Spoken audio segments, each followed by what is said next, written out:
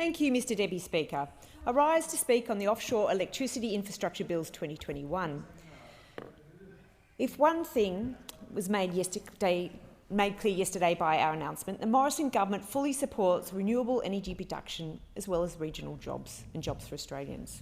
The bill before us today allows for both of those things to flourish by establishing a regulatory framework on offshore electricity infrastructure. Mr Deputy Speaker, our great country has numerous important renewable energy infrastructure projects on the horizon, and for their success to be guaranteed, this framework must be employed. Projects including the Marinus Link, Star of the South and Sun Cable will be enabled by this legislation, with ensuring all Australians have access to affordable and reliable power sources. Mr Deputy Speaker, the Offshore Electricity Infrastructure Bills 2021 is crucial to ensuring Australians have a strong regulatory framework around which a successful renewables energy sector can continue to be developed. Importantly, this bill will protect existing maritime stakeholders by ensuring that areas will be made unavailable for infrastructure projects if their impacts cannot be appropriately controlled. This Act guarantees the protection of our environment by placing an onus on developers to be conscious of their wider impact as they plan and proceed with their works. Moreover, Mr Deputy Speaker, this bill requires developers to provide financial security covering the decommissioning of their projects prior to any construction occurring. This ensures that taxpayers' funds won't be wasted by the government on decommissioning these infrastructure projects. This legislation, Mr Deputy Speaker, stands to reaffirm the Morrison government's vision for a renewable future by accelerating the development of crucial infrastructure at the same time as protecting existing maritime entities. This bill not only prohibits unauthorised offshore electricity infrastructure in Commonwealth waters, but ensures that existing maritime businesses, including navigation and fishing, are protected from interference by development impacts. The Offshore Infrastructure Regulator will be authorised to take actions against such businesses whose developmental actions adversely affect other businesses. This is a key commitment as it acknowledges and holds to account large businesses by carefully regulating the way in which they proceed with infrastructure development. Moreover, Mr Deputy Speaker, this bill stands to empower the Minister to declare areas as suitable for electricity infrastructure, as well as granting licences on businesses to proceed with development. This ensures a strong system of regulation that protects existing industry while encouraging renewable energy production offshore. Now, Mr Deputy Speaker, it speaks to a number of projects that are in development and on the horizon, and three of those are what I'd like to talk about now. Firstly, the Marinus Link. Now, returning to this bill's framework, it comprehensively covers all aspects of energy generation and transmission, supporting our commitment to an affordable and reliable power. The Marinus Link will be regulated under this legislation, connecting Victoria and Tasmania with a 1,500 megawatt capacity undersea electrical and telecommunications pathway. This project will link the two states as well as strengthen Australia's electricity grid. Mr Deputy Speaker, many don't know that Tasmania's high level of hydropower makes it already a net energy producer. By linking Tasmania and Victoria, this will enable it to become Australia's battery of the nation. And in addition to this, excess renewable energy produced in Victoria will be able to be transferred to pumped hydroelectric storage facilities in Tasmania for future use, increasing the efficiency of Australia's energy sector.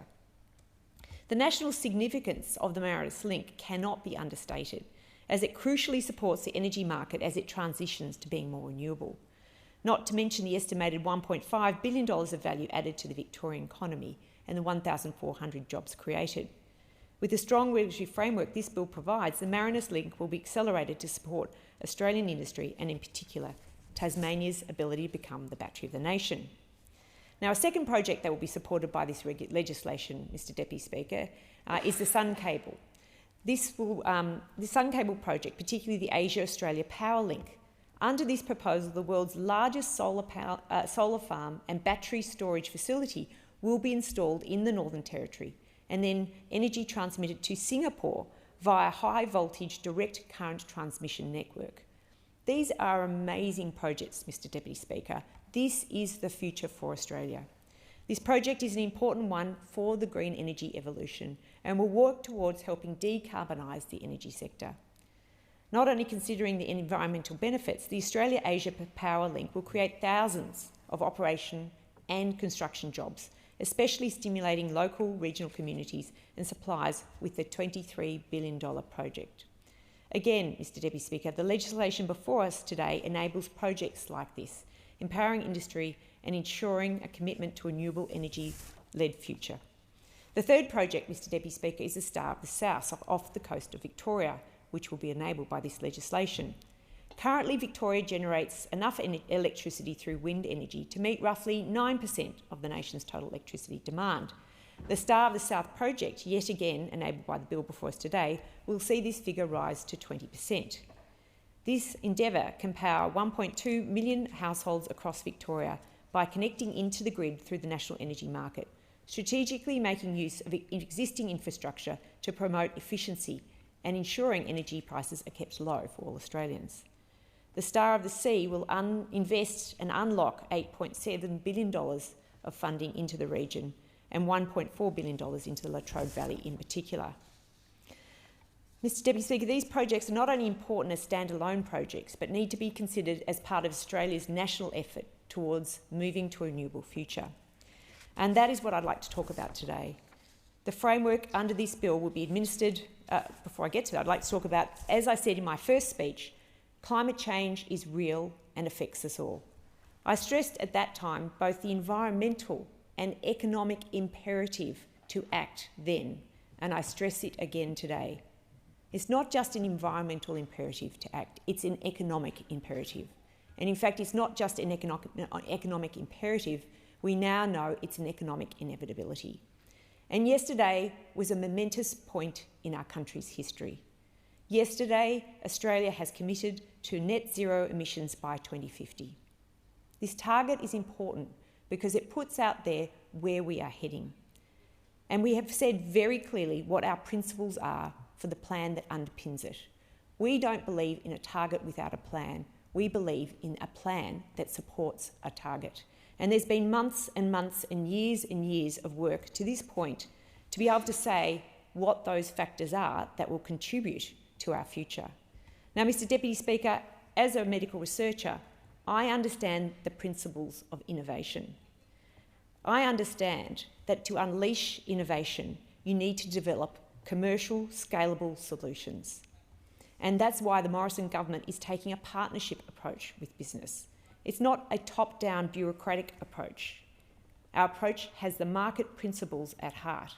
It's about providing choice for consumers, partnerships with businesses, building jobs for the future, allowing the market to take us there, but by investing in the market in order to unleash our technological capabilities. This is not a bureaucratic approach which suffocates innovation.